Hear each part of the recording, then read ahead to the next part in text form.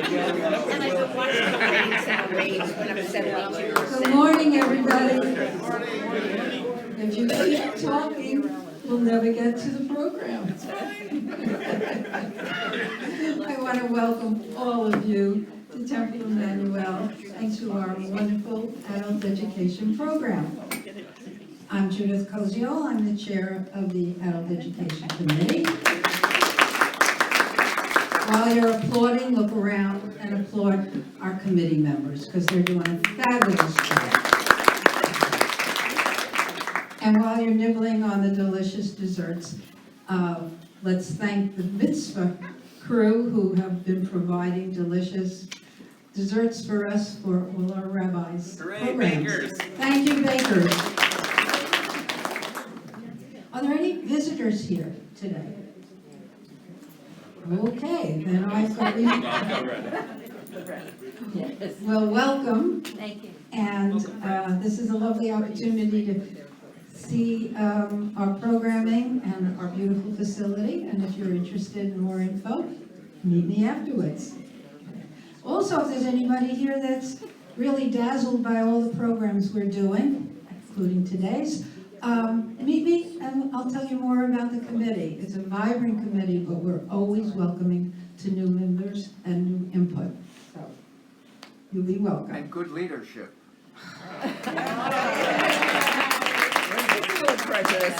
In case you didn't see where that came from, that was my husband. Happy spouse. Well deserved, well deserved. While I'm chatting on, please turn off your cell phones or silence them. Thank you.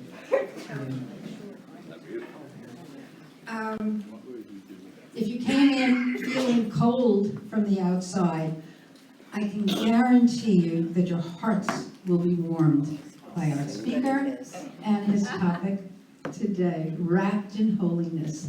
I had the great opportunities to see you, Rabbi Shefrin, on Sunday and Monday, and to watch you as you put on Rabbi Gedler's of blessed memories, Tallit. And so it gave me, and I'm sure many of us, a jump start in what you want to express to us today. And don't rush off, because Rabbi is going to do a dedication of the new, not tallis, I just learned, Tallit holder, and that should be a wonderful celebration. So thank you for coming, enjoy, and I'll turn it over to our superstar. Thank you. Good morning, everybody. Good morning. And yes, Rabbi Gedler's Tallit will make an appearance today for those of you that were around at all at any of the MLK events this weekend. I borrowed that Tallit from Mary for this class, and then it just, things become shared, right? So welcome, friends. I'm so impressed at how many of you just brought your Tallit, like instinctually. There was no call out, bring your Tallit. But you did, and that's lovely. So we might have to do this class again, so those of you that didn't bring yours can bring yours also. For those of you who have learned with me before, you know that I tend to over-prepare, and we never get through all the material in the allotted 60 minutes. So I'm just gonna name now, we're going 90. If you need to leave early, don't feel any guilt or embarrassment, please just, you have plans, please go. But in a funny twist of events, today's class is 100% based on my capstone project, my thesis at the end of rabbinical school. So instead of over-preparing, I had to actually under-prepare because there was no way I was going to cover 200 pages worth of research in one class. So you get the highlights of some really special stuff about the Tallit. Let's start with just a quick question. Who owns a Tallit in this room? Wow. Excellent. I'm gonna play a hand right now.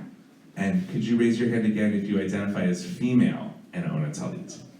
All right, great. Wonderful. That's a thing we'll talk about in a little bit. Rather than expressing any of my own thoughts, let's take the journey through the Tallit, through the prayer shawl, the garment that we often wear while praying at temple. we're going to go from ancient days to modern. And a lot will become revealed. There'll be questions. We'll have a moment in a little bit for a table discussion. If we can get the projector working, I've got some pictures I want to show you at the end, and special treats and all kinds of fun things. So let's begin, friends. You should have in front of you a copy of our source sheet. Is there anybody that doesn't have one? Mary, do you have one back there? Could someone please, if there's an extra Mary in the back, could use one? And if anybody else needs one, please holler. And I'll invite people to read if you'd like. You're most welcome to. And we're going to begin, as we always do when we study texts from our tradition, fulfilling the mitzvah to learn Torah with the blessing. Please join me. Baruch atah Adonai Eloheinu melech haolam, asher kidshanu b'mitzvotav v'tzivanu la'asot v'divrei Torah. Amen. So friends, the Tallit, the prayer shawl, is perhaps the most, maybe like Shabbat candlesticks or a Kiddush cup might be the more prominent ritual object in people's homes. But I think the Tallit is probably like top 5 Jewish object. Mezuzah's up there for sure. It's all over our religious life and has been for centuries and centuries and centuries and decades and decades and decades. And it only appears twice in our Torah in very different ways than I think we might express today if we were asked to define what a Tallit is, right? We would probably define it as a prayer shawl. Agreed? Yes. Let's see if the Torah agrees. I'm going to read the Hebrew because it might sound familiar to you, and then is there a volunteer who would read the English for us nice and loud? Ike, you'll be our first reader. The Hebrew says from the book of Numbers, so the Jews have become the Jews, we've been given the Torah, we've been freed from slavery in Egypt, we're wandering in the desert, and in the middle of all of these different commandments and instructions and stories and things you're supposed to do and not supposed to do, we get this instruction. And if you recognize it, I'll ask you in a moment where from. Vayomer Adonai el Moshe lemor, Daber el bnei Yisrael, v'amarta alehem, ve'asu lahem tzitzit. Important word which we'll come back to in a minute. Al kanfei bigdehem l'dorotam. V'natnu al tzitzit, hakanaf petil techelet. We'll come back to that word techelet as well. V'haya lachem l'tzitzit. Uritem oto uzchartem et kol mitzvot Adonai v'asitem otam. V'lo taturu achareihem levavchem, v'acharei einechem. Asher atem zonim achareihem, leman tizkaru v'asitem et kol mitzvotai, v'hitem kedoshim lelohechem. Ani Adonai Elohechem, asher hotzeti etchem me'eretz Mitzrayim, lihiyot lachem le'Elohim. Ani Adonai Elohechem. Does that sound familiar? Yes. Yes. Where from? Shema. That's right. Shema and Ve'ahavta. In the full length of Shema and Ve'ahavta, it is the end of the second paragraph and what we call the third paragraph of the Ve'ahavta, which the third paragraph of Ve'ahavta we read in Reformed congregations. Most Reformed congregations have taken out the second paragraph, which has this part in it. But I'm glad it sounds familiar to you. That means you've been coming to services from time to time. Hooray. And Ike, would you please read us the English? Yes. And God said to Moses as follows, "Speak to the Israelite people and instruct them to make for themselves fringes on the corners of their garments throughout the ages. Let them attach a cord of blue to the fringes at each corner. That shall be your fringe. Look at it and recall all the commandments of Adonai and observe them, so that you do not follow your heart and eyes in your lustful urge. Thus you shall be reminded to observe all my commandments and to be holy to your God. I, Adonai, am your God, who brought you out of the land of Egypt to be your God. I, your God, Adonai." That was my poetic translation at the end. Thank you, Ike. Okay, no, stay on that page. Everyone's jumping ahead like we're in services. It's nice. We need to unpack this. So first of all, it talks so deeply about putting it on at Friday night services for prayer, right? Not at all. So what do you notice about the text? What do you notice? What jumped out at you? What was interesting? What can we point to? Susan, yes? Blue! Techelet. we're supposed to have a blue strand. Do any of you have a tallit with a blue strand in it? Ellen does. Aha. And Ellen, you do? Oh my gosh, both the Ellens have strands of blue. Hooray. So I also did, and hopefully if the projector can get working, then we'll see when I say I did, not I do. Yes, we're supposed to have a blue strand. That's different than most of the tallit that we've probably seen in our lives. And yes, Barry, did you have a comment? No, you and I once discussed that, and I wanted to get your answer again. Okay, well, we're gonna study some text on it. Why we don't usually make it blue. So. Why they're not blue very often these days, yes. Did you Gloria? have another point? Yeah, Okay, just throwing them all out there. what come to me was that the Judaism and God has to come before everything else. The blue stripe is what you're supposed to have forefront in your mind, so that God is forefront in your mind all the time. Nice, and not just that it's there in the forefront of your mind, but you're supposed to look at it. Right? We're so interested in wearing it. But we're supposed to wear it so that we look at it, so we see it. Nice, yes. Bart. In some congregations, when they read this, I notice people, every time the word tzitzit, they kiss Yes. the strands. Yes, these What's fringes. behind that? Wonderful. I mean, it's an act of love, right? It's the same way as kissing the Torah. There's no halachic law that says when the Torah passes by, you kiss it.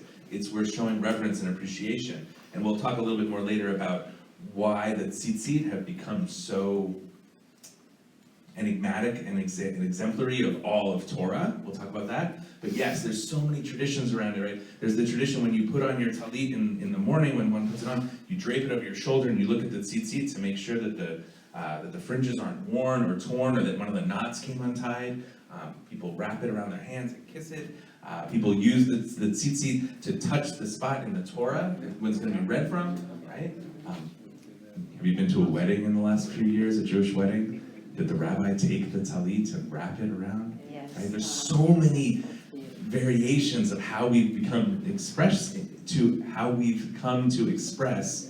this commandment, which really just tells us to make them and look at them. It doesn't say anything about all the other stuff that we've been doing. Yes, Sam? It says throughout the ages. Yeah. So this isn't just for the Israelites in the desert. This is the Dorotam, for the generations to come. Thank you. That's such an important point, right? That this is not there are certain commandments that we find in the Torah of the 613. In particular, I'm thinking of sacrifices that we don't do anymore, right? We no longer sacrifice the first sheep, right? But we do still, through Dorotam, through the generations, fulfill this mitzvah of the tallit. Yes, I saw a hand over here. So yes, please. The expectation is that we're going to be lustful. It doesn't say if you are, it says you are, and this is to try to help you, I guess, to be good. Great, I love that, right? The act of making this tzitzit, the fringes, not even the tallit, but the tzitzit, it doesn't say anything about a tallit in here, it says tzitzit, right? The fringes, that's the Hebrew word for fringes, which, by the way, it's tzitzit, whether it's plural or singular, it's not seats. If it was just one, although that would be fun. You're right. There's an acknowledgement of, one of what we'll call the 7 deadly sins, right? Lust. And I don't think it means sexually. I think it means the grander scale of lust of like, I want to be, I want a tallit as fancy as that person's, or I want to hang out with that person's wife, or I want to eat more, right? All of those things of lust and greed that come about in our lives, that having a tallit and tzitzit and wearing them and making them are supposed to help keep us on the derech of yashar, the path that is straight. Yes? A question from outside of the tradition. This passage doesn't mention a tallit, it says the garments. Right, a 4-cornered garment. We should probably talk about that now. So friends, let's go. Yes? No, I was gonna say, the whole idea of a garment, we don't think of it as a garment, we usually use, it's very narrow, yours is a garment. Because the one that you wear is pretty big. So you're talking about my big tallit. Yeah. We'll talk about that later too. Yeah. Oh, there's so much fun stuff to come. This is great. I'm so excited. So I want to simultaneously address Wendy and Reverend Povey. Thank you, Michael, for being here. We love when you come. So garments. We have to travel back in time, a couple thousand years now. The average person walking down the street did not have pants and a shirt, nor a flowy dress with a blouse. people wore a big sheet with a hole in the middle, right? A big, giant, the thing that I actually related to that's most close, if you've ever been to Mexico, right? The classic image of the guy sitting on the corner, crouched down with the sombrero, and that blanket carpet. Thank you.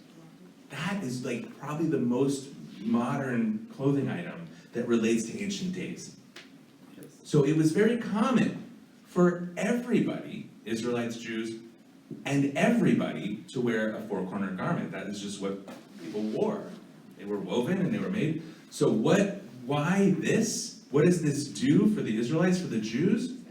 Identifies them. Identifies them, sets them apart, which is a really important thing when we're thinking about looking, right? When we're looking at the tzitzit, it says, there's my brother, right? That's my fellow. We go to the same school. We're members of the same tribe. We follow the same rules. Follow the same rules. Excellent. Yes, Tess. Can women wear them? I never see Great question. women wearing them. And So- I have one, but I never wear it. Excellent. So Reform Judaism, absolutely, as well you should. And when we look at our next Torah verse, I'm going to show you in a way how the Ashkenazi Weiss Torah commentary, the women's commentary, identifies, and so poignantly so, that the obligation for wearing the, well, I don't want to show my hand too much, tassels as opposed to fringes is not a time-bound commandment and is not obligated to just men. In fact, there's nothing in the Torah that says women shouldn't wear tassels, and therefore we have surmised, absolutely, want to wear a tallit? Go for it. You should, in fact, that mitzvah is actually upon you as well. So, in Reform ideology. Yes, Barry? The Orthodox wear it underneath their clothing and you... We'll get to that too. Barry, you're in like Tallit 201 already. We're still looking at just this verse, right? That identifies this great stuff. We will get to that. I'm here to learn. Excellent. You're asking great questions. Anything else that we notice from this verse in particular? Oh, hi. Yes, Mom. So when I was in rabbinical school at shul when Shabbat, my dean was sitting right behind me, and I'm noticing, and now I'm much more engaged in the Hebrew than before I started studying, and I noticed that it says uritem oto, which is translated here as you shall see it. Oto can be him, it's masculine, but tzitzit I think is a feminine word, so I went, what is it that we're looking at? What is uritem oto? And Dean looked at me and he said, what do you think? And I went, oh my gosh, it's like, looking at your tzitzit is the reflection that you look through to see God. Your oto is. We'll unpack that a little bit more later. Thanks for that. Thanks for that. No. I didn't, there's nothing in here that tells the story about being in shul with Mom. Her team was behind her. But that's a lovely, in the Hebrew, there's so much to unpack, right? One of the ways that I translated in verse 39 is, that shall be your fringe. Right? Yours, it's yours. Because you're supposed to make it. And we can also buy them. That becomes ours, right? But if you've ever made one, who's ever made a tallit? Oh, we might have to do that. New class. Yeah. And I also want to name something that I don't remember who said it. Judith, I think you said tallit, not tallis, right? Well, so this is a funny word, right? Because it's not a word from the Torah. This is something that has come much later on. So when we think about tallit and tallis, right? One is a much more Eastern European Ashkenazi pronunciation. It is correct. There's nothing incorrect about calling it a tallis. But one might, from a scholarship standpoint or from an American Hebrew standpoint, tallit would be the more scholarly way of saying it, right? The more literal Hebrew translation. But then there's this one other thing that has happened over the generations. Do you think the word tallit, for those of you that know any Hebrew, masculine or feminine? It sounds Same with tzitzit. It sounds like to be feminine. It does. It sounds like it would be feminine, right? And I say yes, feminine. The plural of talit in my mind would be talitot. Although, how many of you have ever heard the word? Can you bring me those talesim? which is the masculine plural. I looked in dictionaries. They're both there.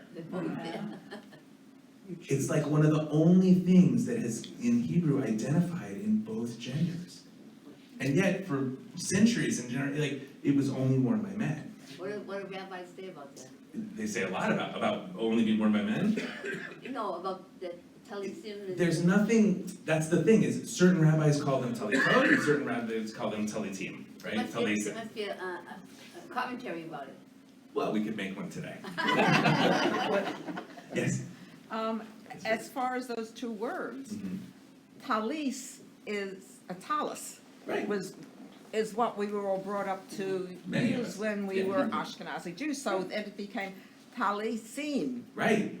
When it became talit, Mhm. it became talitot. Yeah. So that's when it all changed. But it actually, in certain commentaries and analysis that I found, even before that really happened, like 1600s, 1700s, I found both usage of it. So I think it was really based on locale and just sort of how, because it's not like a, there's mention of it in Talmud and Halacha, but it's not in early Midrash, and it's not in Torah text. Right? So the earliest of our scriptures didn't have any identification about Tallit. That wasn't like it didn't mean what it means to us now. And so as it became such a daily garment being worn, it took on an identity of its own. Okay, yes, Oh, so it also points to the modern universality of it. So there's no ambiguity, it's male and female, it's I love it. for everyone. That's the commentary, Brenda. I like it. I'm gonna say, Ike needs his own book of commentary, and that's like the first chapter. The universal ambiguity, non-gendered, it's being worn by men and women. I'm sorry, we haven't been passing the mic because there's been so much commentary. It's the they. There is one over here, Joanne, if you want to play Phil Donahue, you're welcome to. As Rabbi Lichtman instruct, when you do it, that you have to go like this. Okay. Thanks, Joanne. I apologize for that. All right, anything else on this before we move on to the next text? Can I say something? Yes? You have to turn the mic on. It may not be on. At the- Turn it on.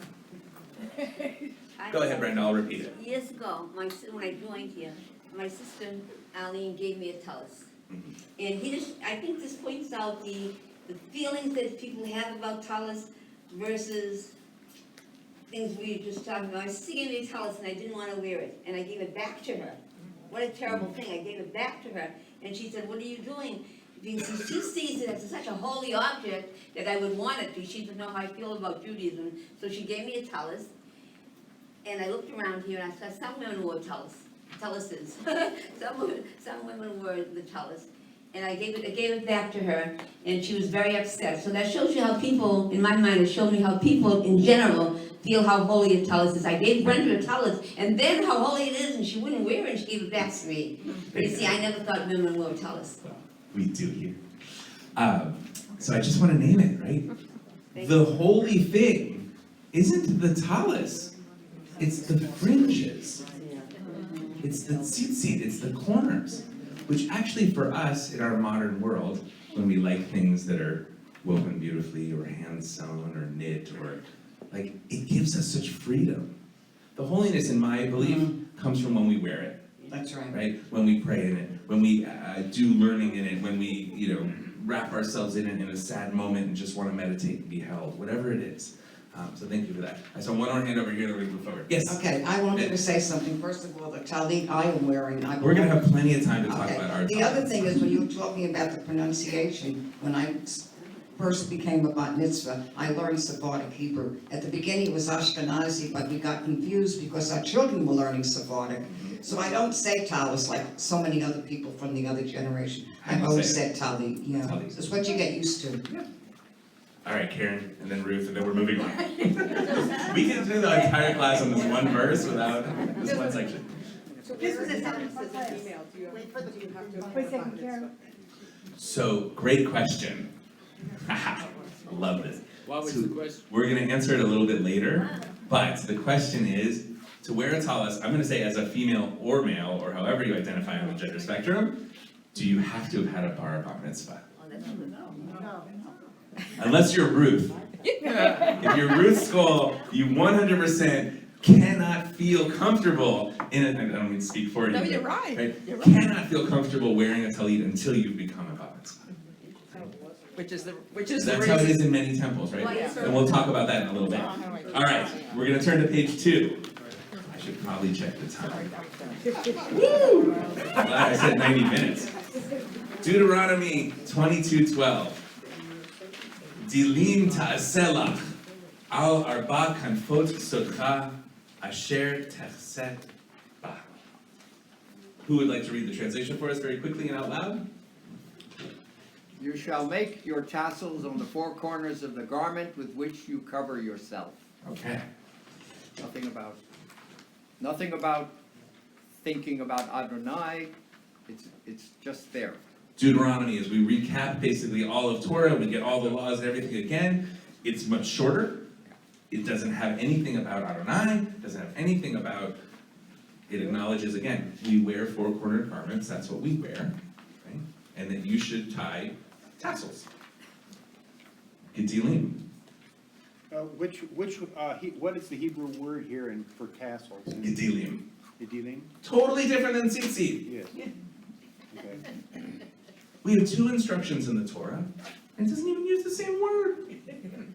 The only reason that we know that it's tassels is later on, I think in the book of Kings, we find that word again, and it clearly makes sense that they're tassels. Which is, I think, why, when we look at, Ruth, can I use your tallit really quick as an example? If you look on the corners of most tallit, not all, you see fringes. Oh, and then look, there's tassels. I think because of the interest in making sure to fulfill both instructions, many tallit makers have decided that's like, it's clearly an artistic choice, right? If the only instruction is on the corners, right? But this way it's all there. Interesting to note when you look at a tallit. From a practical point of view, you can't have tassels in the air. You have to have it attached to something. Yes. So that's the whole significance of the tallit. The tallit it's attached to something. You can't have fringes in the air or tassels in the air. It has to be on something, right? Which is why I think we're given not just attach them to something, but to your clothes, to your garment, the thing that covers your privates out in the world.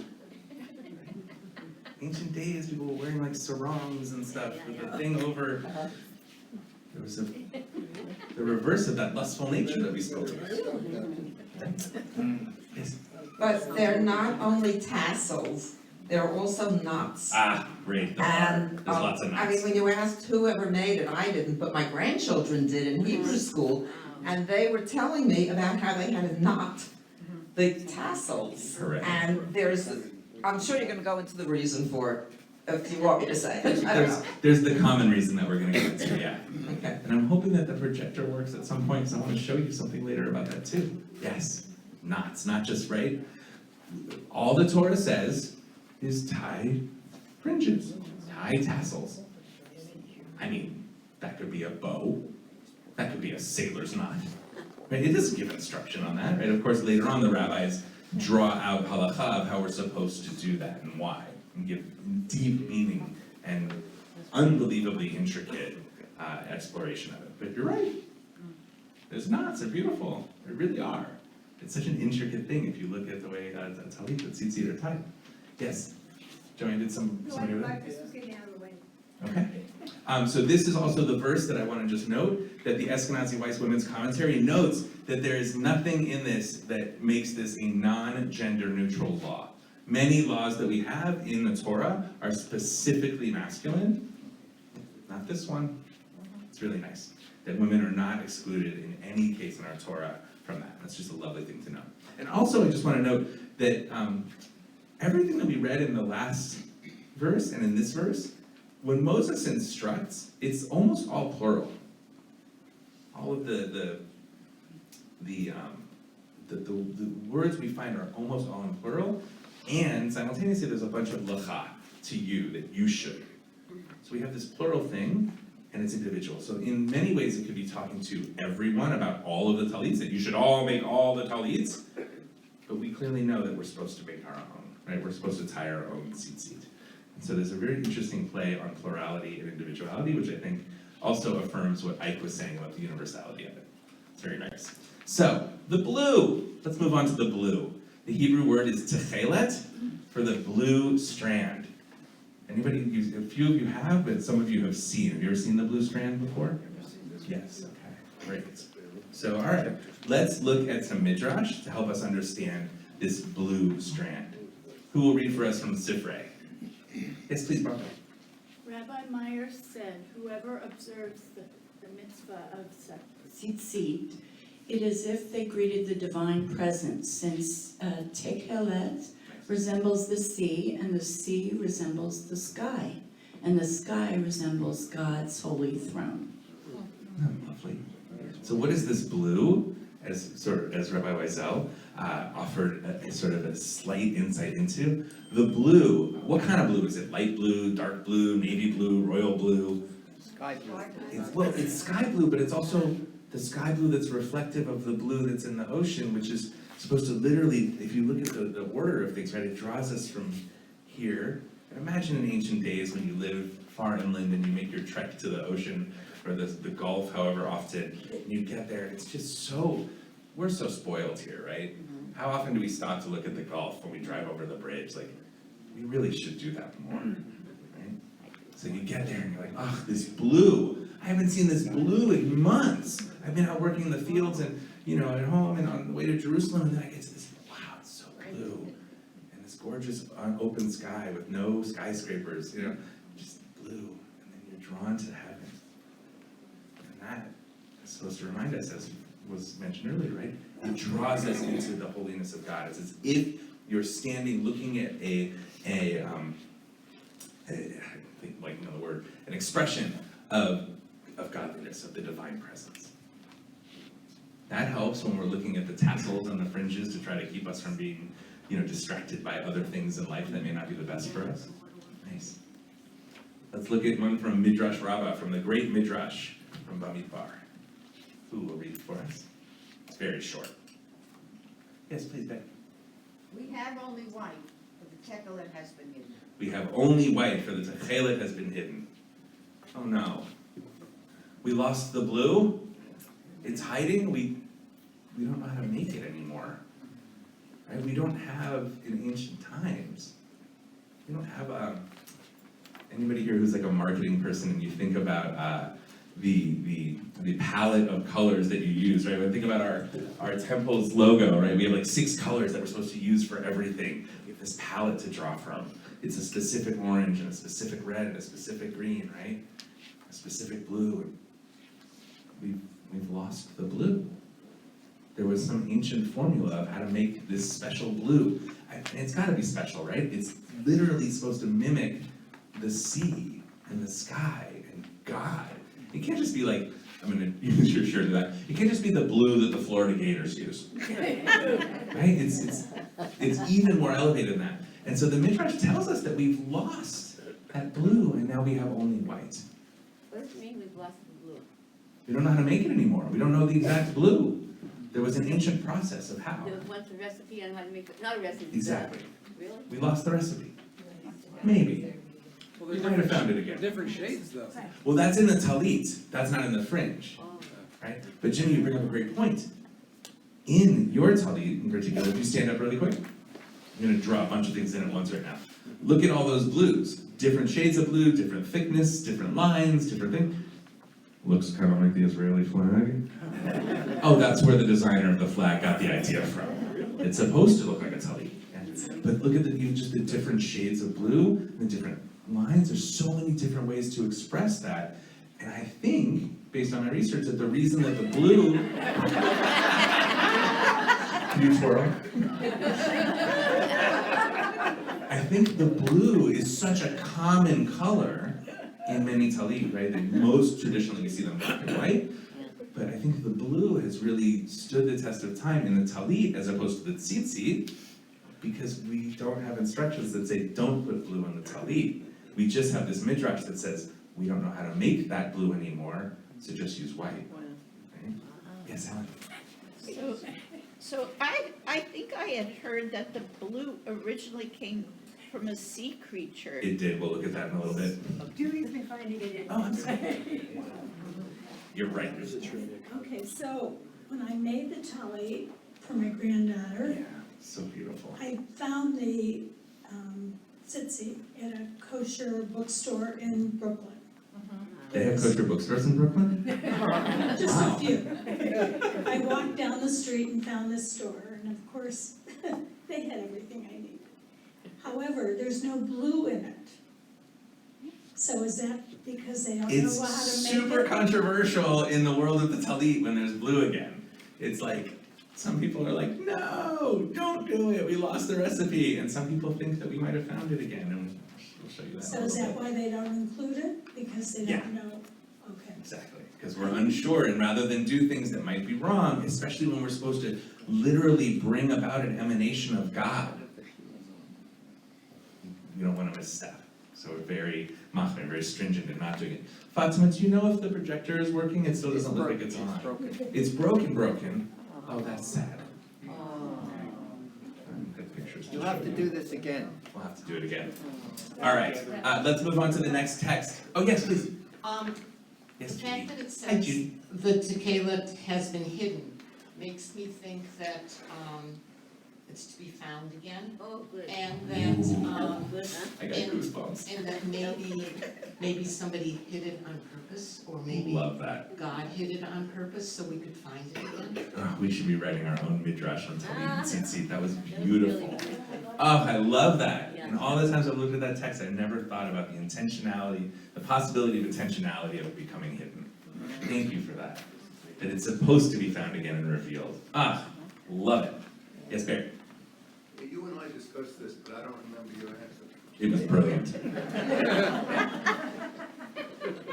You know, God is very strict in our Torah, saying we must follow His commandments. And it always irked me that there was no Staples store where people could get blue in those days. So if God told them where to get the blue, it's because there weren't, you can't get blue from a tree, maybe there were no blueberries. So I sort of wonder why the rabbis chose white, or at least today's rabbis wouldn't say, even though we don't know the fish or the crustacean that was written in the oral law, if we're gonna make it a color at all, white, of course, is still a color, combination of all colors. Why not use a blue from another source, which seems to me to be a better choice than using a color that God didn't want, white. So I'd like an answer Well, to that. I hear that. I want to acknowledge, though, that when we look at the fringes, for those of you who have Tallit in front of you, that there's had to be other colors. And I'm just guessing from my research when I found, garments that had been uncovered or drawings, it looked like most of them weren't exactly white. They were that off beige, tan, faded in the sun garment. And so that it matched, right? People still had fashion sense back in the day, even though it was very practical. So I think that it just transitioned over time into white and off-white. I think Ellen's is probably more like that sort of not quite white. You have pink in yours, in your tassels. Oh, that's awesome. Very cool. We'll show you something about that later too. All right, who's gonna read for us from the Talmud from Menachot? Michael, you wanna read? No, you don't wanna read, but you just have a comment? Say something else. I think the blue was the last color to be invented so that it could be formulated so it could be used as paint or whatever. Do we have any historians here? The blue comes later in the history of art. I like it.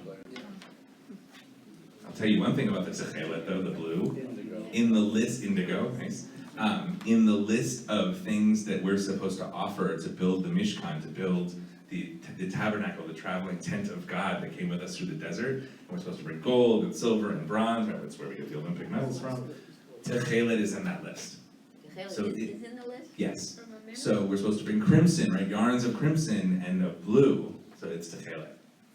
It's the only other place in the Torah that we see Techelet, which is very interesting. So it is something that is divine and special. And it wouldn't shock me, right, if the attempt to find, let's use another example, royal blue, Oh, yeah. right? Just think about what that means to have a particular color that's associated with royalty and kingship and queenship. Royal blue, like that.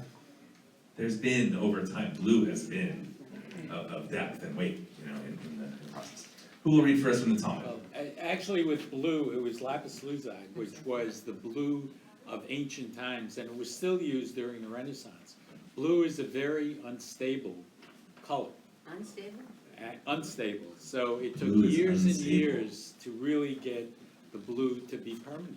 Even Whereas more, red came from a beetle. Red came from a beetle, but blue is unstable, which I think gives even more credence to the we lost the recipe, we don't know how to make it right. Yeah. Lovely. Thank you for that comment. Who will read to us from the Talmud from Menachot? Yes, Gloria, please. The first word is that Abaye. Abaye. Said It's a to guy. Shmuel bar Rav Yehuda, this thread of Tehillah, how do you dye it? He replied, we bring the blood of the hilazon and certain herbs and we put them in a pot and boil it. Then we take a little bit of the dye in an eggshell and test it with a wad of wool. Then we spill it out the dye left in the eggshell and we burn the wad of wool that was dyed for the purpose of testing. Okay, so we have in the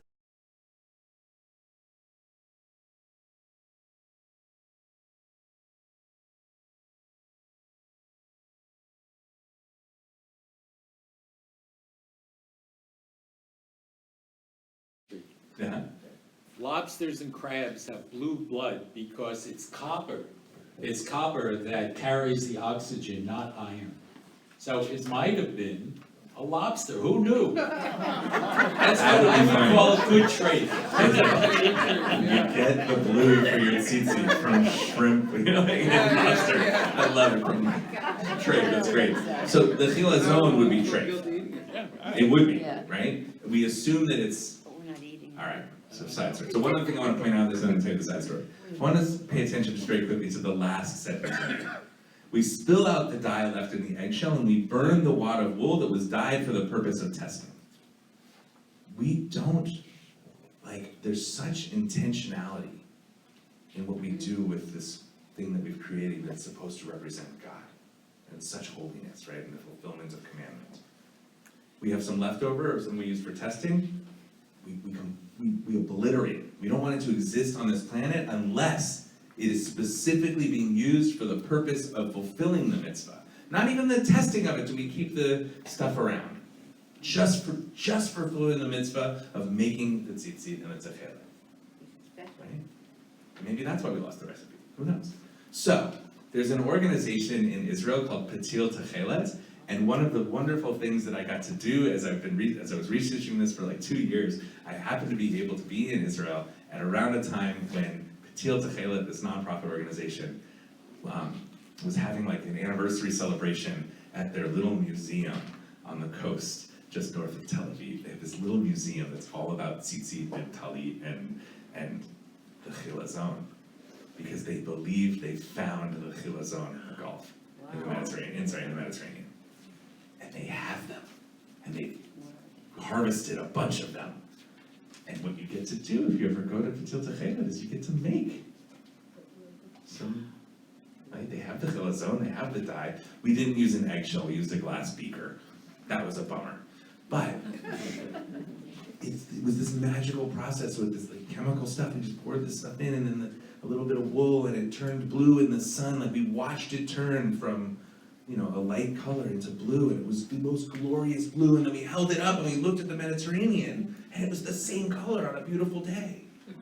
In my office, I actually have a little wool thing that I made. We didn't burn it.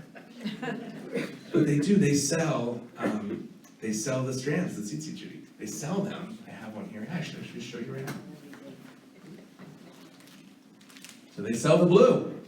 And what's amazing is that everything's so specific. Right. So specific. Yeah, so this organization, for super traditional Machmir Jews who are trying to follow the letter of the word of law, this is like heresy to them. They're very uncomfortable. So when I recently found an LGBTQ organization that's making a lot of talitot, or talesim and made really bright rainbow colored ones. I can only imagine how complicated those might be. But I'm in the process of making another tallit for my collection, and both of those are going in. Yes, Joanne? What makes them think that this is where it came from? Their own research, right? This is what they've spent their life doing. They like wanted to, you know, and this, they think this is it. They feel like they found the, you know, the blood in the belly and they've extracted it. They've done scientific, and all their research and their excavations, you know, from an archaeological standpoint, they were like, there's a book out called The Blue in the Sea, I think they call it. And it's, you know, 200 pages of their research, and it was very cool. It was a really neat experience to explore. Yes, Howard? But how do they know what the certain herbs are? You know. I leave that to them. They're the ones with the nonprofit. Howard was asking how do they know what the certain herbs are. But it was like, you know, in ancient days we didn't have what we would call chemicals. We used herbs, right? Which is brew type of things. And so their estimation of how this process occurred, they feel they've got it. They've been able to garner from sources and rabbinics and texts and traditions handed down from generation to generation, like they think they've got it, which is really cool. But they'll never be sure. Of course not. Yes. So what animal was it? Was it a lobster? And how did they know they had the right animal when they said this is it? It's a chilazon is what it's called. So let me get my other page of notes. Where is it? I'm gonna read to you, because that is not my area of expertise, but I have notes from that day.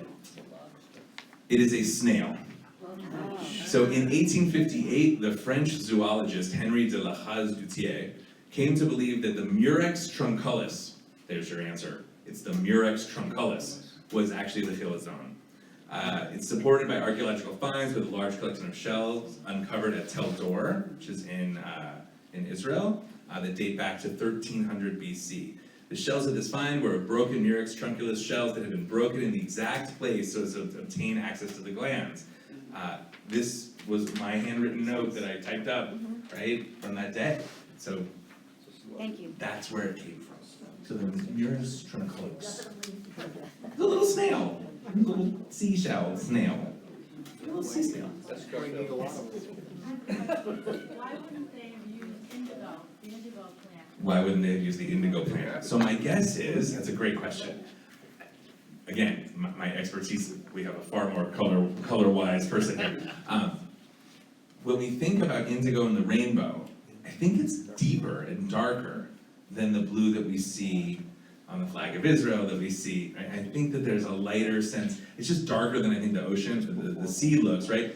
Except maybe early in the morning or late at night, like right at dusk or dawn. Then it's dark there. And the sky too, but that bright blue of the sky, I don't think that's changed in a couple thousand years. Maybe, but that's why I think that way. But I like that question. That's a good one.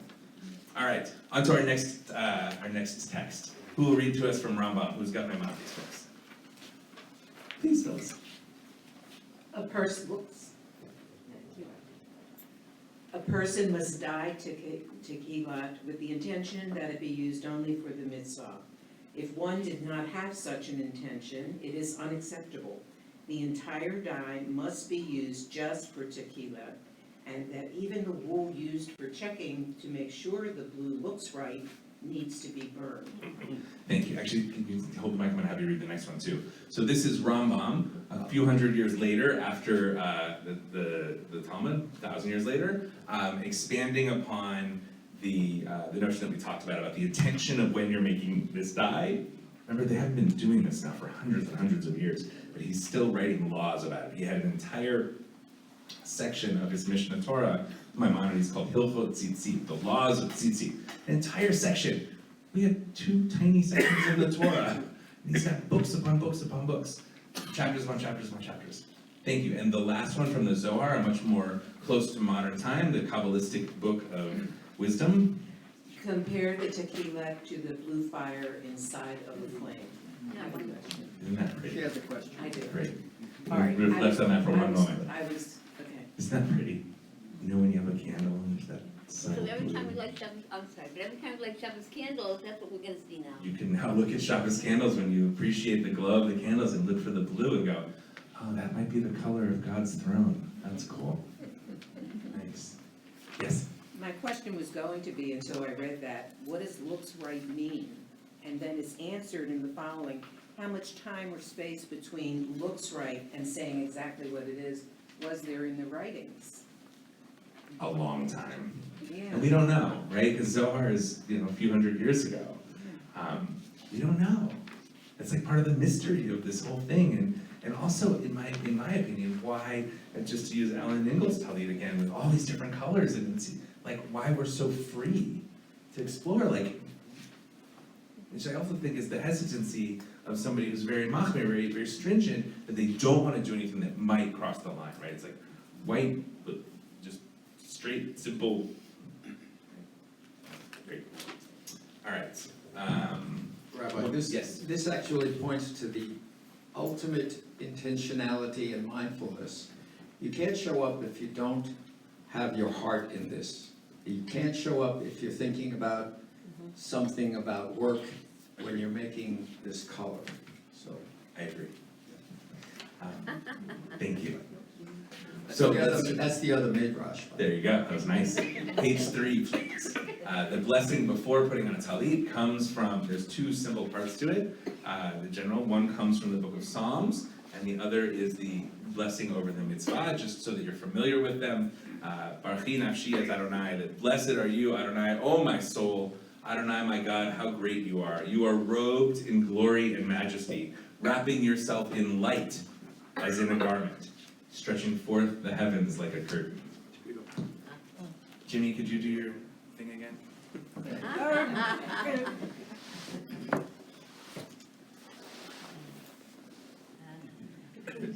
Imagine God.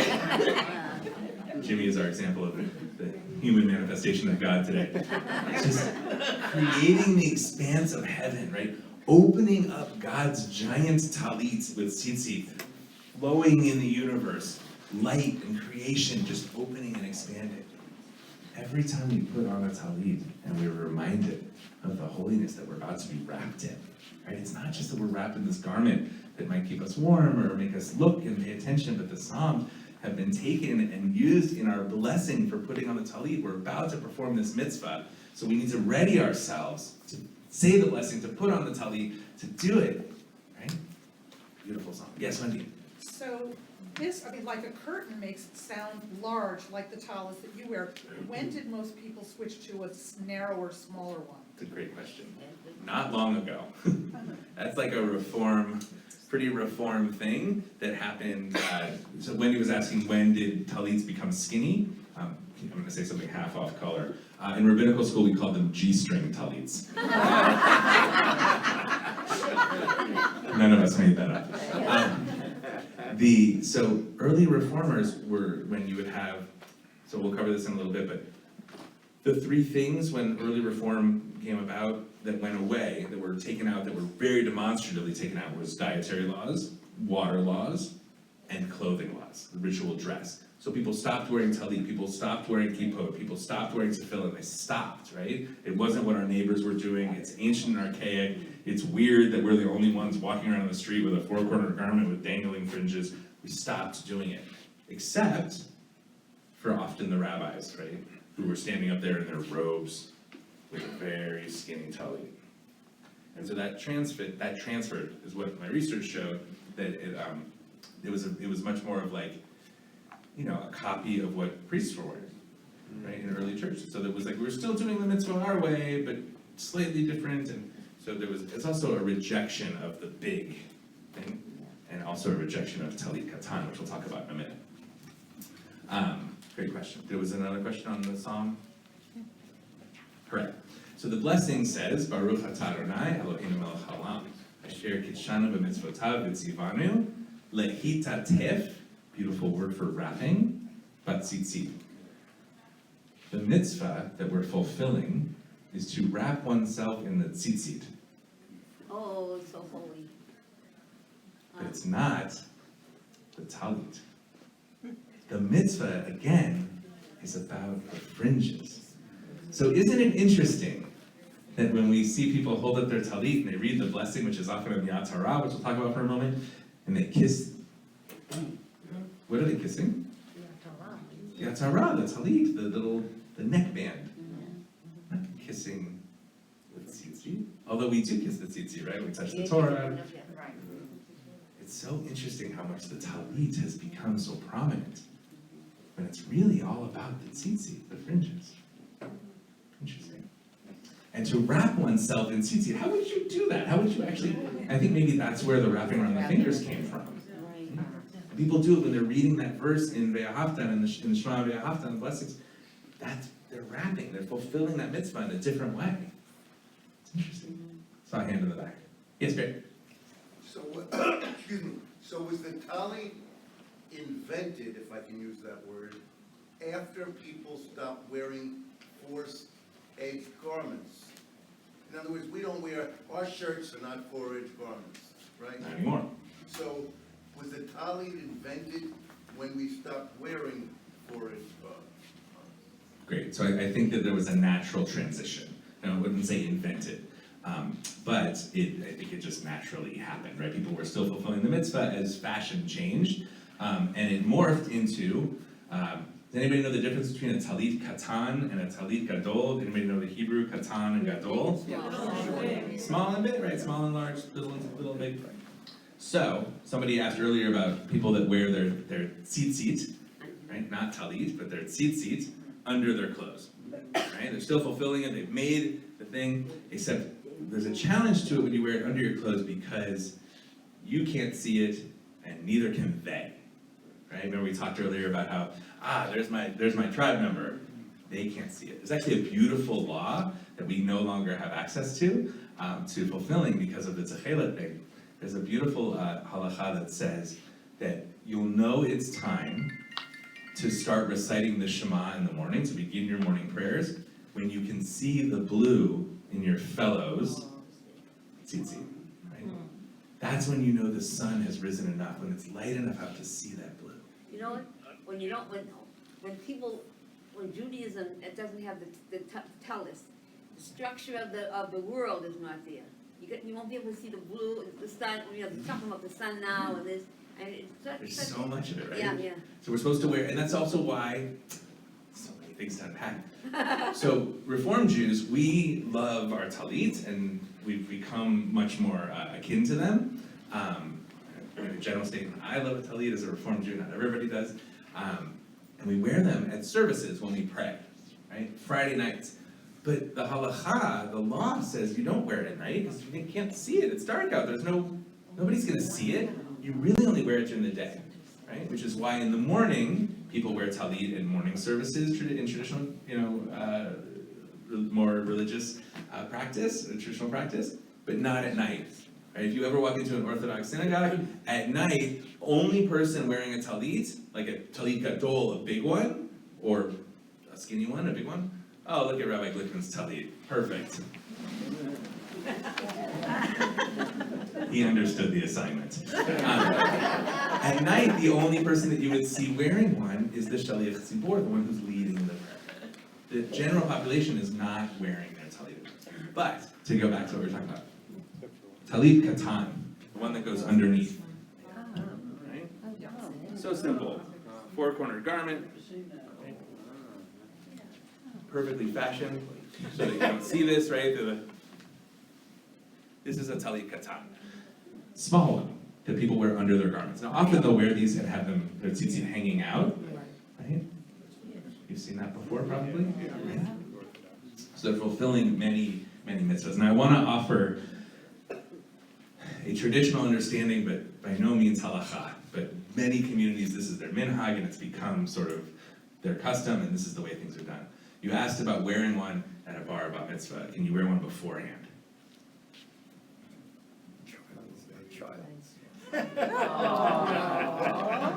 Yes.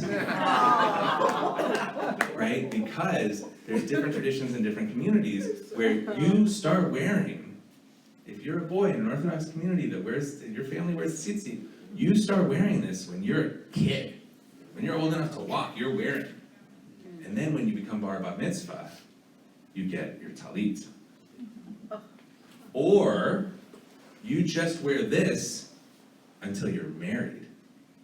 And at your wedding, you get your Tallit, because there's teachings that says that a man isn't fulfilled until he has a partner, right? So how could you possibly fulfill the full display of fulfilling the mitzvah until you're married? So different Tallit come at different times in different people's lives, right? So this is a Tallit Katan, not a Tallit Gadol, which is the skinny ones or the big ones, but they're the ones that are outside, right? That are worn in a larger way. What does Jacob wear?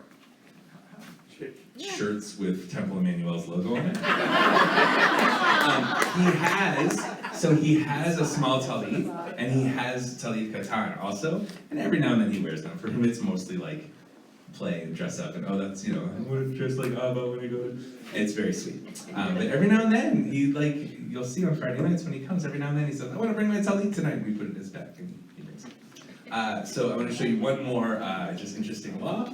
Rambam Hilchot Tzitzit. Oh, Rabbi Goodman, I told him that we're going till 12. And so far no one's left, so that's nice. No blessing should be recited on the tzitzit when making them. Interesting.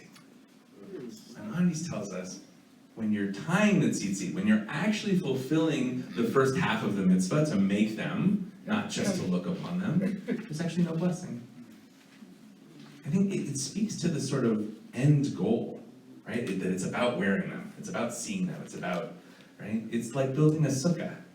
We don't say a blessing when we build a sukkah, we say the blessing over the sukkah when we sit in it, right?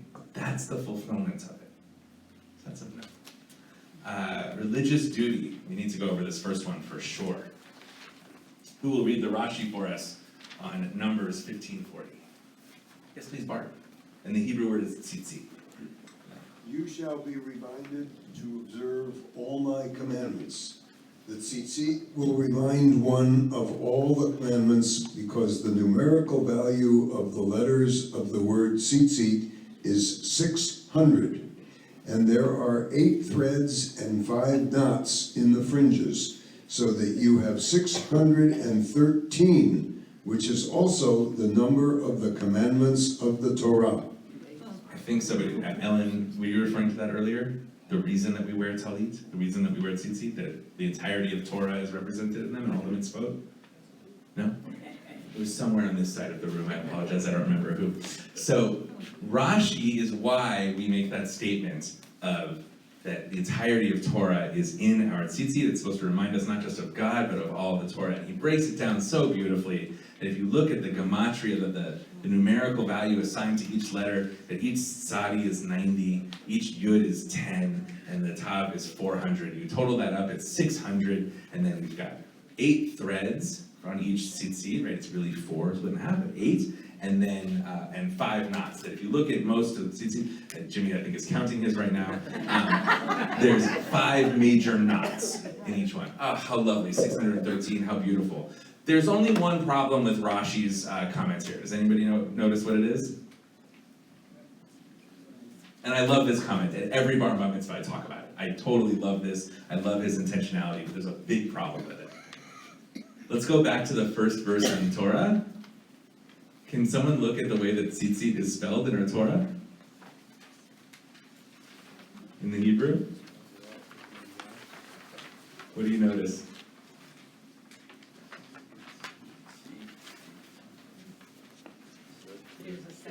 There's only one yud in the Torah. He added a yud.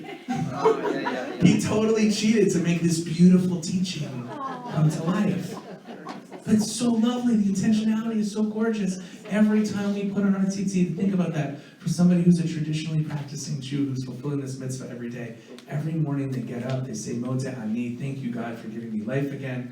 And they go to put on their tzitzit and their tallit and they wrap themselves. And they're immediately reminded of God and of all the commandments. It's like the first things we do in the morning. Rashi was so brilliant.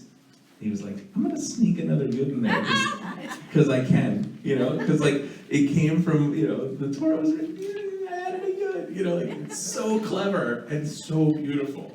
I love it. Comments? Just lovely. In Sifrei from Numbers, Rabbi Ishmael is trying to answer the question, which I think is a great question. Is it about the tzitzit itself, each one, or about the 4 of them in totality, or the garment itself? And so Rabbi Ishmael says that the 4 of them constitute 4 individual acts of religious duty. How lovely is that? You get to fulfill a mitzvah 4 times when you make it, when you write it, when you wear it, do all of it. All right, what do we got here? I do enough time. We're never gonna get all of it. It always happens. I'm gonna skip the one from Sifrei, and I'm gonna skip Kiddushin, and we're gonna go right to my absolute favorite, totally, I love that we're learning this text together. I've studied this text with our teens, because it's a little bit raunchy. And they were all like, mouth open agape, like, because we were studying it from a different perspective, but today we're going to study it from the perspective of the Tallit. I'm going to read it just for time's sake. This is an Agadah, a story that we find in the Talmud, and enjoy, friends.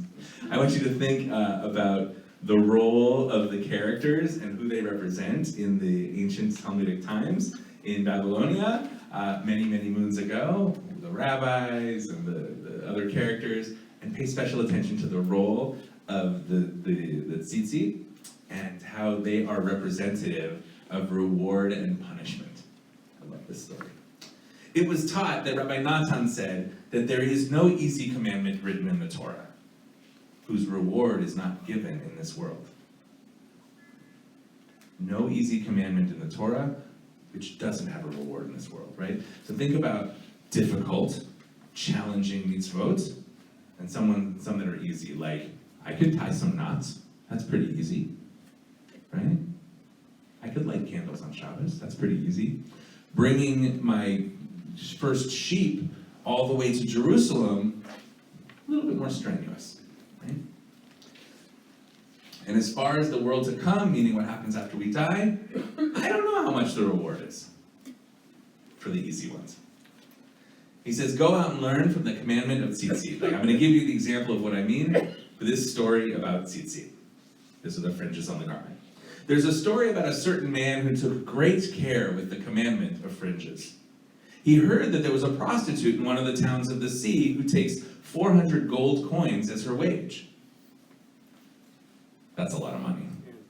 A very expensive prostitute. And she is, I mean, think about it, everyone. She's like this mythical figure across one of the towns of the sea, right? Oh, I've heard of this story of this incredible prostitute, and she charges top dollar.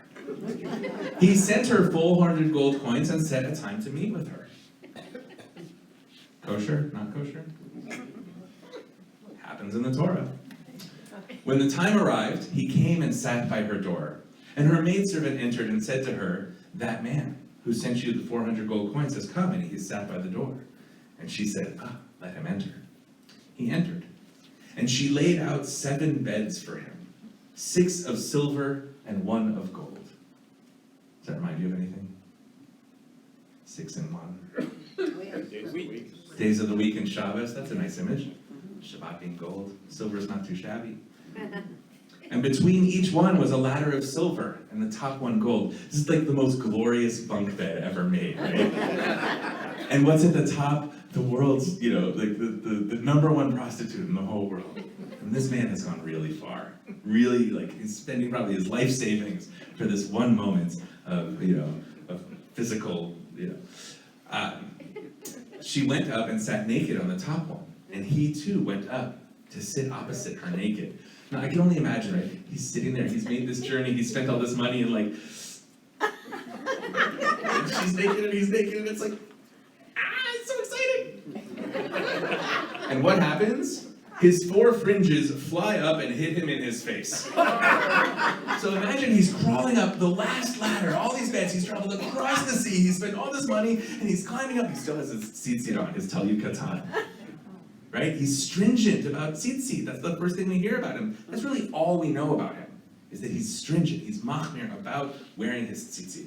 He's climbing up there, and he gets to the top one, and there she is naked, and wow, and whoosh. Amazing. I love Talmud study. He slipped down and sat himself on the ground, right? Can you imagine just like, oh gosh, that was a mistake. He crawls himself back to the ground and sits there on the floor. She said to him, By the love goddess of Rome, I swear I will not let you be until you tell me what my blemish you saw in me. Like, what was wrong with me, says the prostitute.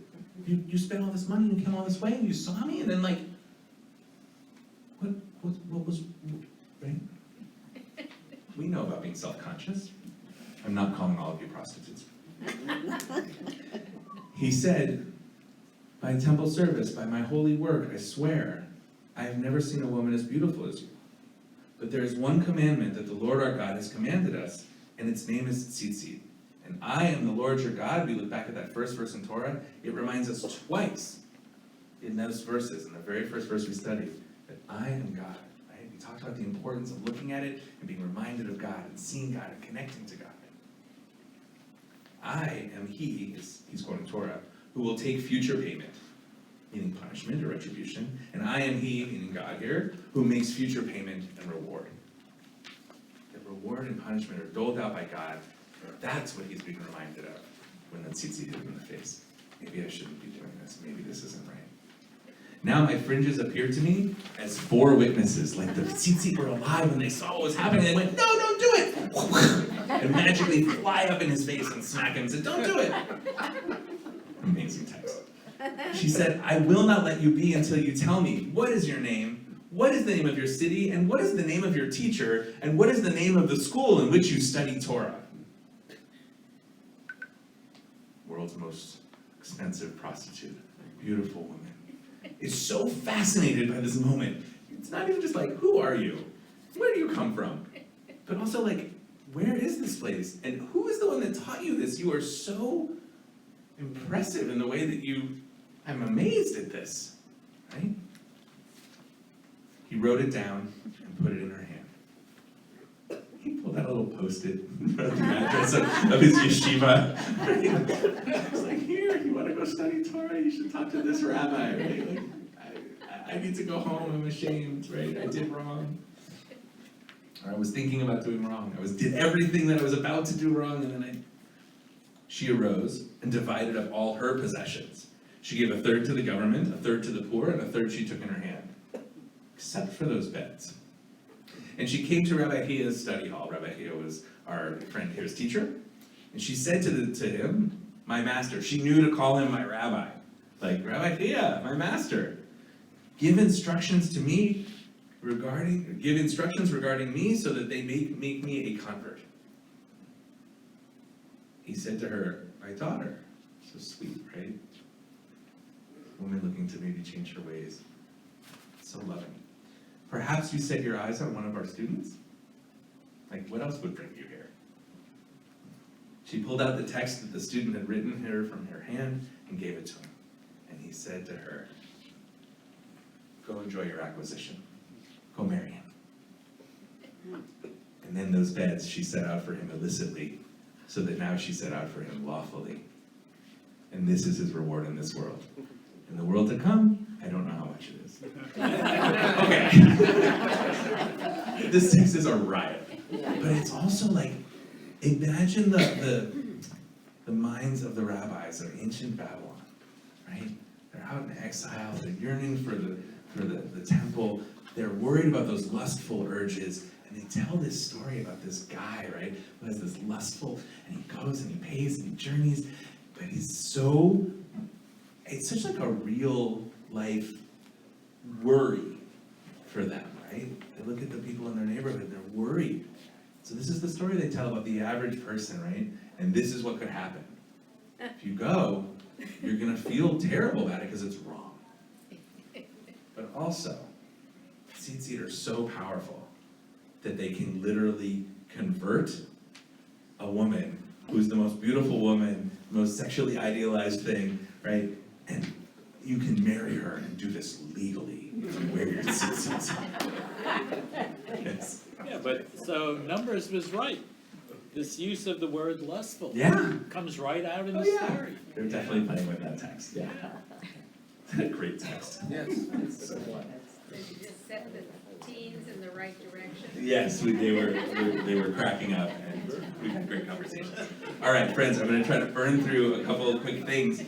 We had questions about, and I want to show you some stuff. I'm sorry I'm not going to show you the pictures on the screen. Let's It's a bummer. Some texts from modern Reform Judaism in the last 150 years. So in the Pittsburgh platform, one of our first grand statements about Reform Judaism, we read all such Mosaic and rabbinic laws, the laws of the Talmud and Torah, that regulate diet, priestly purity, and dress, originated in ages and under the influence of ideas altogether foreign to our present mental and spiritual state, right? We mentioned that earlier. Kashrut and the mikvah and ritual dress no longer being observed. They fail to impress the modern Jew with a spirit of priestly holiness, and their observance in our days is apt rather to obstruct to further modern spiritual elevation. The Pittsburgh platform literally says, wearing a tallit, wearing tzitzit, it's going to keep the general population of our Reformed Jews from actually connecting with spiritual life. Say So that just again, keep going. say that. That early reformers, when they took away ritual dress, like a tallit or a tzitzit, that for generations and thousands of years, people had been wearing. We have to leave, but I just wanted to share this tallit. It's So 40 pretty. years old. It was from my bar mitzvah. It's so beautiful. Those colors are gorgeous. Yeah, Thank you. very proud. Ooh, and what does it say on the Atarah? Ooh, it says Ki Mitzion Tetzei Torah. So that one doesn't have the blessing on the Atarah, the little strip, the neckband, so you know which way the tallis goes. It's the Torah came out from Zion, right, which we sing when we take the Torah out of the ark. That's lovely. And it's very interesting because when I did become a bar mitzvah, I did not have this tallit. I wore my father's. Nice. Dated from 1918. That's lovely. She wore her father's tallit, but she became an adult bar mitzvah, but now she has her own. I love that. So that's the basis of why the result of the rabbinic platform in 1885. In the early 1900s, there's this beautiful quote from Rabbi. No, it's beautiful. It's challenging. There's a quote from Rabbi Kaufman Kohler who says the rituals to tefillin and mezuzot, right? That the writing of scroll that goes inside tefillin, in the box of tefillin, and mezuzot, the mezuzos on your doorposts, originate in primitive blood daubing, and the wearing of a tallit is a fetishism. That this notion of I'm going to wear my tallit out in public everywhere I go, and synagogue I'm going to wear this. You know, you were talking about big ones and skinny ones, and like this expression of artistic expression in here. This isn't what the law intended. You've now turned it into a fetish. This was like leading rabbis thinking about tallit within the Reform movement. Clearly, that has shifted. We see now in Mark Warshawski's book, which is I would argue is the book that tells us how to practice Reform Judaism that we go to most these days. His contemporary guide to contemporary Reform practice. It's really beautifully written. He says in it, there are indeed few more visible signs of a return to tradition within the American Reform Synagogue than the reappearance of these items of Jewish religious apparel.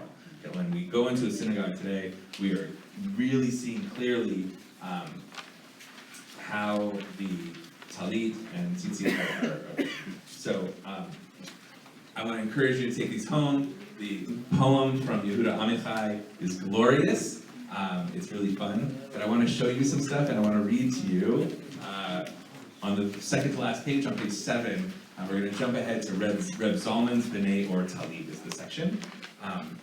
So in my capstone project, I spent 2 years, immersing in interviewing people about their Tallit and digging through any book I could find, and this amazing thing came out that I wanted to share. So I brought this one section from my almost 200 pages for you. I'm going to read it to you, unpack it a little bit, and I want to share something awesome with you. One of the Tallit designs that I started noticing popping up in all of my research in many places is what is sometimes called Joseph's Coat Tallit. It is a manufactured rainbow-esque tallit that has a fascinating story associated with it and has had a large impact that goes far beyond what appears to be its initial reasoning for being made. Rabbi Zalman Schachter Shalomi, who died in 2014 and was the father of the Jewish renewal movement, for many of you who know about renewal Judaism, Rabbi Zalman, he was on the same path as Rabbi Schneerson. They were like studying in the same yeshivas and came from the same town, and like they were like marrying similar women, like and one split one way and Chabad came out of it, and the other one the other way, and renewal Judaism eventually came out of it. was originally the one who designed this Tallit. Reb Zalman, as he's commonly known, is remembered for his non-traditional approaches to Jewish spirituality, including talisariums, right, talis, there it is, talis, talis, at Jewish summer camps where he would encourage campers to make their own talitot. When Reb Zalman left Lubavitch, that's what became Chabad, he left behind the traditional black striped Tallit that he had worn for many years. In the 1950s, his first exploration into a non-traditional Tallit is supposedly made from an Anderson clan tartan. Stories circulate about denim, burlap, and tie-dye Talitot coming out of the summer camp influence of Reb Zalman, but his greatest impact on the garment is what he called the B'nai Or, meaning the children of light Tallit. This Tallit drifted very far away from the simple blue or black stripes of more traditional Talitot. Reb Zalman's vision for this garment had colored bands of psychedelic neon, which represented the mystical sphirot of Kabbalah. The stripes were to be set up in a way that had metaphoric representations associated with the width of the stripe, along with the color and the order that represented the spherotic tree. That's the sphirot, the soul map that you probably have seen around, as well as the days of creation. For example, the blue stripe, which you'll see in a minute, which lies second in the colors, is supposed to be like the blue of Techelet. It is meant to represent Gevurah, strength, and it has no border around it, because according to Reb Zalman, Gevurah also represents, 36 is a footnote, it represents restraint. So it is containment itself. This is how deep he went in designing his talis, right? That, like, the color blue has no border, and it's like, the depth of the Torah commandment and restraint and glorious. The blue is also representative of the waters that were separated during the second day of creation, which is why it's second on the Tallit. The B'nai Or Tallit is a strong representation of the acceptance of Reb Zalman's influence, as it can be found on worshippers' shoulders in Reform and Conservative Judaism, as well as Reconstructionist and Havarah communities. Its popularity goes far beyond the man who created it. Many people wearing it often have no idea that it was designed by Reb Zalman in the 1960s, and each of the colored stripes is meant to represent a different mystical interpreted aspect of God. There is a story, perhaps a myth, which is worth sharing about the first commission's versions of the B'nai Or Tallit. Reb Zalman is said to have taken his idea of the B'nai Or Tallit from one Tallit maker to another all around Brooklyn, but was refused by all to make it, right? That black and white, we only make black and white and blue and white, what is this? No, this goes against everything that we stand for, this is heresy. Eventually, one Tallit maker agreed, but forced Reb Zalman to order 5 of them before they would agree to its manufacture, right? Like, you're making me do this, I gotta set up my loom, and like, I'm not doing just one, you gotta order more than that, you gotta make me some money. So what happened to those 5? Reb Zalman got 1, Abraham Joshua Heschel got 1, Rabbi Everett Gendler got 1, Arthur Green got 1. Arthur Green is the dean of Hebrew College in Boston, thank you, and a brilliant scholar. And the 5th Tallit, well, it belongs to all of us, this quote in this book I found. This story speaks to me because of the inclusion of, quote, the rest of us. This is for you, Ike. It is as if the 5th B'nai Or Tallit is still floating around somewhere in a random congregation, on a random set of shoulders, in a random place, filled with random prayer. There it is.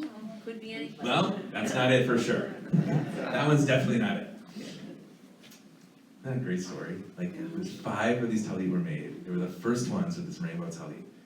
Heschel, Reb Zalman, Art Green, Rabbi Everett Gendler. We don't know where the 5th one is. The anonymity that I believe to be associated with this mythical 5th Tallit is somewhat akin to the other things that people think the B'nai Or, sometimes known as B'nai Or, the faces of light Tallit represents. I've heard from people they wear it because it has the colors of the rainbow flag of the LGBT movement, but it does not. It's close, but the colors are different. It's also often called Joseph's Code, right? It's the code of many colors. As I walk around Mea Sharim, a very Orthodox neighborhood of Jerusalem, this past summer, asking different Tallit shop employees for Reb Zalman's Tallit. By the way, when you spend 2 years immersing in Tallit, you get to do things like walk around Mea Sharim and randomly, without them knowing, interview, ritual shop owners. That's fun. They had no idea what I was speaking when I asked for Reb Zalman's Tallit, but they had all heard of Joseph's Code, and many of them had it in stock in numerous sizes. Even though it went against some of their halacha, they were there to make money. Is this really a representation of the biblical tunic? I don't think so. It seems clear from the designer this was not the intent of this robe of rainbow light, as Reb Zalman referred to it many times. I believe that the popularity of this particular tallit has given permission to many people to push the boundaries of what a tallit can look like in their own practice. I recall my own tallit that I made at summer camp as a young boy, black and white polka dotted cloth, which I now wear on Purim sometimes. I think of a rock and roll tallit that I saw recently that had patches of the Beatles, Rolling Stones, and Jimi Hendrix on it. On a weekly basis, my friend Daniel from school, I find myself staring at the tallit of a fellow rabbinical student at Hebrew Union College, whose large tallit has a beautiful and ornate image of David's harp, filling most of the white space in the middle of it. In the same prayer space where I see the tallit with the harp, I am also witness to a collection of tie-dye tallitot that were made as a class project at HUC in LA, inspired by the bright colors of the ark in that space. Although not directly inspired by Reb Zalman's work, these beautiful and bright tallitot with the tzitzit tied by a class of soon-to-be rabbis adorn the shoulders of students and teachers every day during worship, offering a daily reminder of the impact of Reb Zalman's vision in the world of tallitot. His influence through the B'nai Or Tallit, as it was originally named, and many other tallitot, can be felt all around us when our eyes are drawn to many different expressions, styles found in the ever-expanding artistic and religious expression of the tallit. So friends, now it's time for show and tell.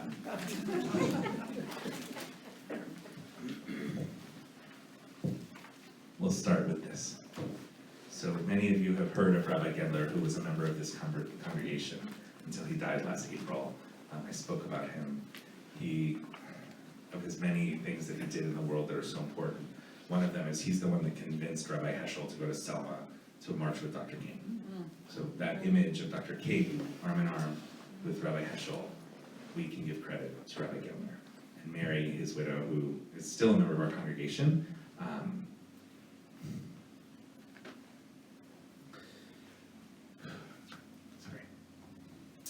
was kind enough to loan me his tallit.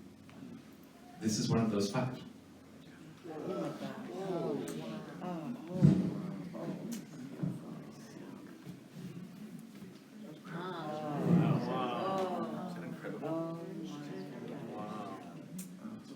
That's a big one. Look at the blue. Look at that blue. The blue, the way he described it. The blue and the black. Yes. Do we know if these are the colors as they were originally, or have they changed over the years? Some of them have changed slightly. I mean, this is one of the 5 original. No, I know that's what the Yeah. original was. This is when this was designed with all that Kabbalistic intention. I mean, from my research, this is absolutely the first time that in a manufactured setting, you know, maybe not at someone's house, a summer camp, some commune, hippy-dippy, like whatever, this was made and has been copied and subtly changed, right, over the years. But this is it. This is one of the 5. Can you hold it open? Yes, Sarah. Do you know how he hold it open again into possession of it? Reb Zalman gave it to him. Reb Zalman gave, I mean, these are like, at the time, 4 of the most important, I don't want to say progressive, because I don't know that they were all progressive in their, and religiously they were relatively progressive. I'll say religiously generous, right? They weren't so held to the way things were. Rabbi Heschel, Reb Zalman, Rabbi Argreen, Rabbi Gendler, yeah, and then this kindred soul is beautiful. Yes, Jimmy? Do you ever wear it during services at all, or? I plan to at some point. Okay, I prayed in it the other morning by myself, and then I wore it when I delivered both of my Martin Luther King related talks this weekend, because I spoke about Rabbi Gendler, which is very cool. Can you hold it open again? Sure, I will do so. And I wanted to show you also the journey of, I will do so, journey of my tallit in my life. Remember this one, Mom? That's my bar mitzvah tallit. So my bar mitzvah tallit was a skinny tallit. Right? I did not wear, well, let me finish this first. Look what I still have from summer camp. There's the polka dot one with the tzitzit that I tied, which is bigger, a little bit bigger than the skinny one. As I was heading off to rabbinical school, I bought this one in Jerusalem, which is the one that you see almost every Friday night, which I jokingly would call my big boy tallit. This tallit it's been through a lot. One of the things about it that I love very deeply is that there's a coffee stain on it. I went with classmates in Jerusalem to Women of the Wall one Rosh Chodesh, And for those of you that know about Women at the Wall, there's always protests and people, making noise, and people threw hot coffee at us. And so there's a stain on here from that coffee that reminds me of a lot. It reminds me of a lot. And then one other Tallit has entered my collection over the years, which you've seen if you've been with us on the high holidays.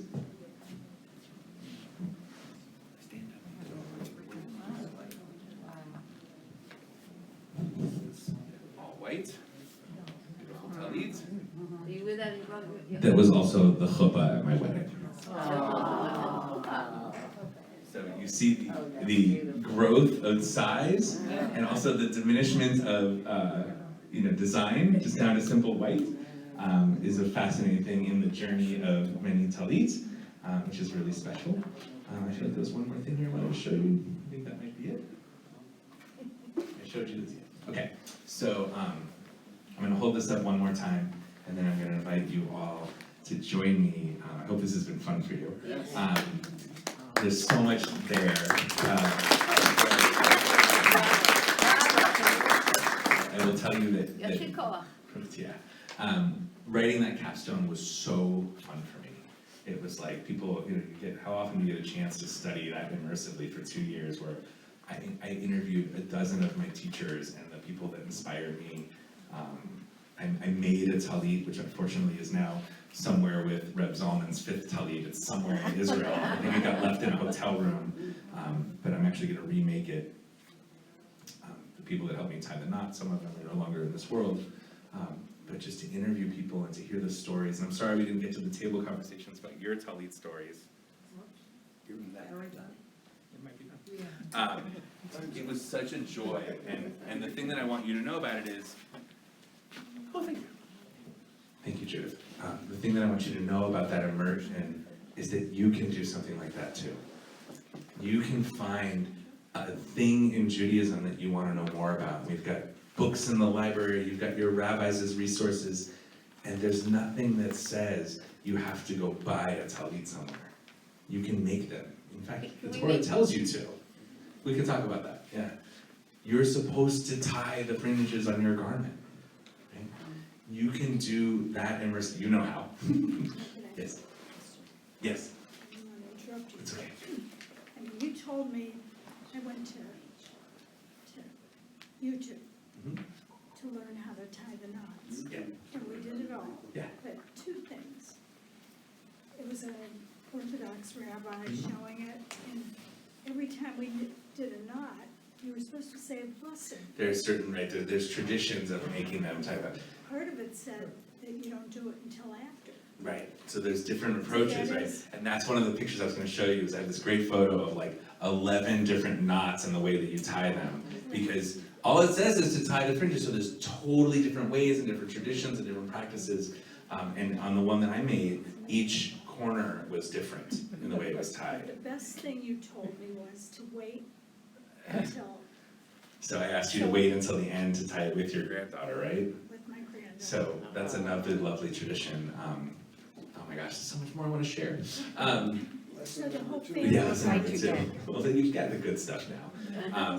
So I encourage people when someone gives them a Tallit to untie one of the fringes and then retie it, right? Finish tying it. Especially if you make one for a granddaughter to do that, or if you come into possession of someone who died.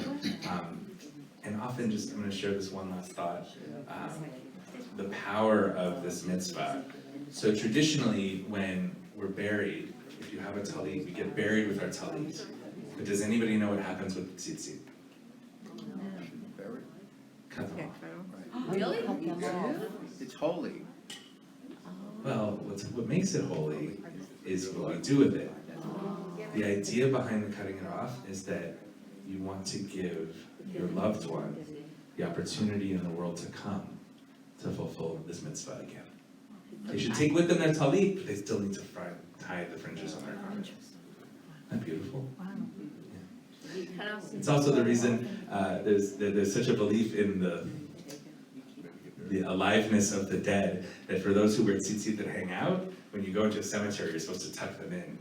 because you don't want to make the dead jealous that you're able to perform the mitzvah. There's so much there. There's so much depth to it. So again, I want to encourage you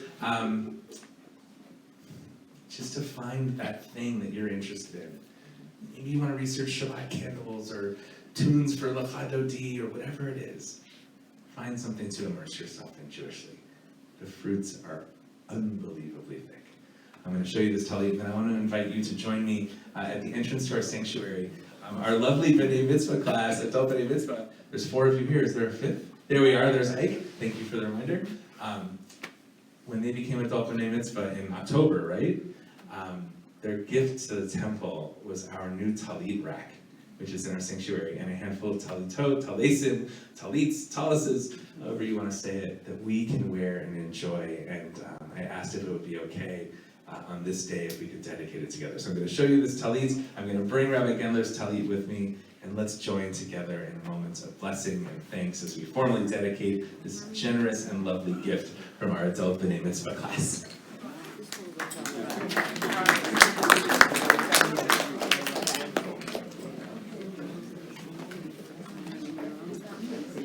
It's a great picture. Are you a chemist? Back up. Rabbi, Rabbi. The world through those eyes, right? One more time, this way. Thank you all, but mostly thank you, Rabbi Shefrin. This was a joy. Thank you. Friends, please come and join me at the entrance to our sanctuary.